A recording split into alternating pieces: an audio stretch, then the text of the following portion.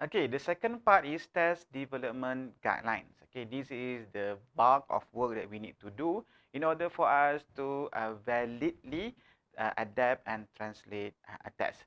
In the test development guidelines, we are going to discuss on how to employ expert translators, use appropriate translation techniques.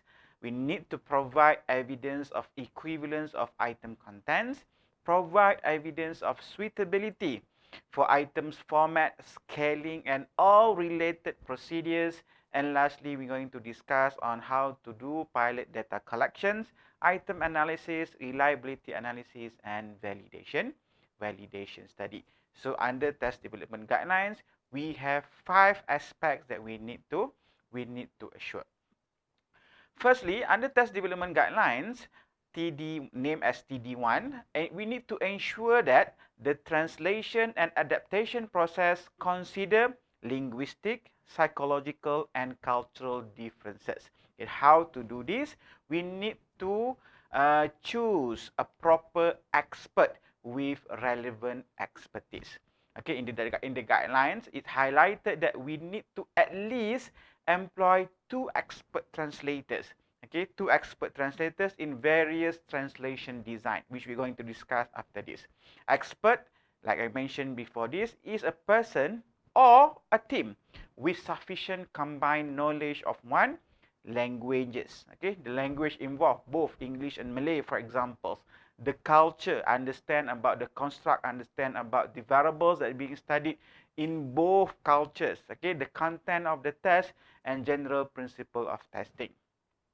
In the guideline itself, it's highlighted it's quite difficult for us to find an expert who have all these 4 criteria. So in this case, if we have problems finding people who are expert in intelligence and at the same time are bilingual and expert in both cultures, we can hire multiple experts, which we can use as committee approach. Okay, next. The test adapter, okay, test user like us, we need to use appropriate translation design and procedures to maximize the suitability of the test adaptation in the intended population. So there are many translation techniques, okay, valid translation procedures that we can follow. Here, I've highlighted 2 translation techniques that we can use. Okay, you can refer to BMV et al. 2000 for the cross-cultural translation. There are 7 steps there. Or we can use back-to-back translation. Okay, what is back-to-back translation? Okay, say for example, you have an English version of intelligent test. So you want to use it or you want to adapt it in Malaysian context. Okay, the first process is you take these original versions, you send to one bilingual experts, okay, who know English and Bahasa. So this expert need to translate from English to Bahasa Melayu. Okay, so we have one version of Bahasa Melayu, and then after the process completed, you bring the Malay version of the intelligent test to another bilingual experts. Okay, and then ask the persons to retranslate back the Malay versions to the English versions. Okay, with the condition that the second second expert have not seen the original versions of the intelligent test. Okay, that's what it called back-to-back translation. So after that, after the second expert completed translating the Malay versions to the English versions of the test, you take the 2 versions of the test, the original English versions and the translated English versions, and compare them. If, say, for example, the items, the questions remains the same, not exactly the same, maybe there are some words differences, but still carry the same message and the same meanings, then we can establish equivalence there. Then you can make a conclusion whether the second version of the English is similar or not. If they are similar, it shows that your Malay version is you can use the Malay version of the test. Okay, that is back-to-back translation.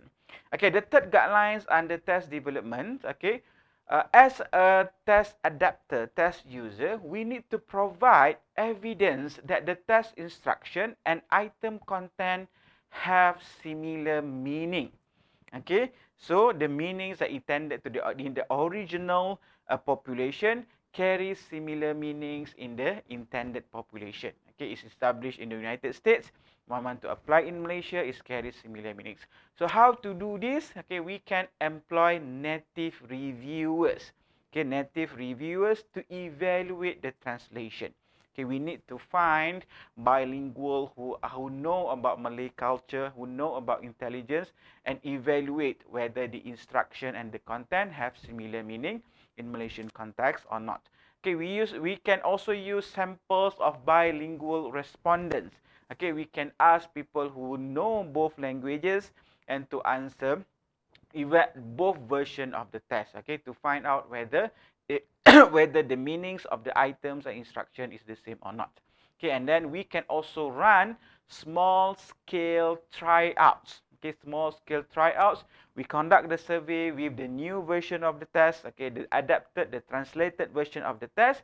Then after we conducted the survey, collected the data, we can interview the test administrator as well as the respondent on the instruction and items. Okay, to see whether they understand the items, the question similarly similarly like the intended version or the original version of the test. Okay, next, as a test adapter test user, we also need to provide evidence that the item formats, the rating scales, the scoring categories, the test conventions, the modes of administration, and other related procedures are suitable for all intended population. Okay, suitable in the original population and suitable to be applied similarly in the intended population in Malaysia, for example.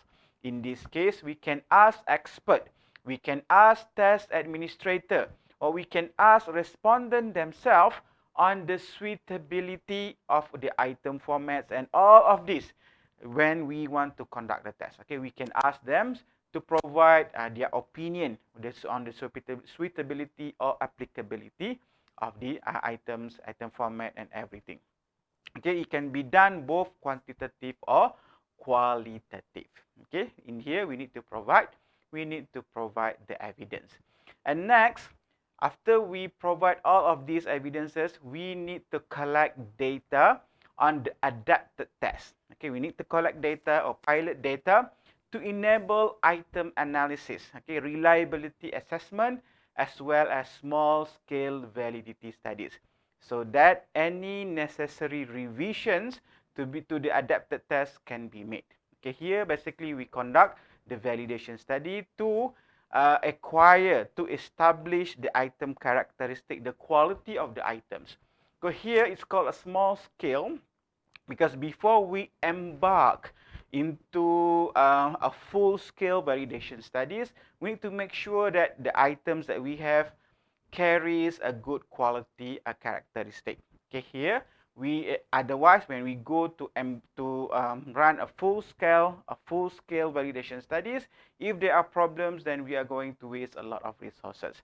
So here being suggested, we can collect pilot data in small scale, such as 100 participants or 100 respondents.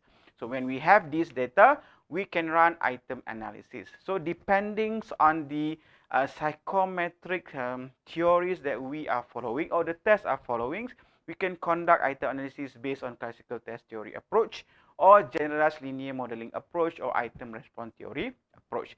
Depending on these three approaches, okay, different item analysis procedures we need to conduct. And then we can run reliability analysis to identify the internal consistency of the item, for example. And lastly, we can conduct small-scale validity studies to establish, for example, convergent and discriminant validity index. Okay, so those are all the guidelines that we need to make sure so that we can have a proper evidence of psychometric properties which are grouped under test development guidelines.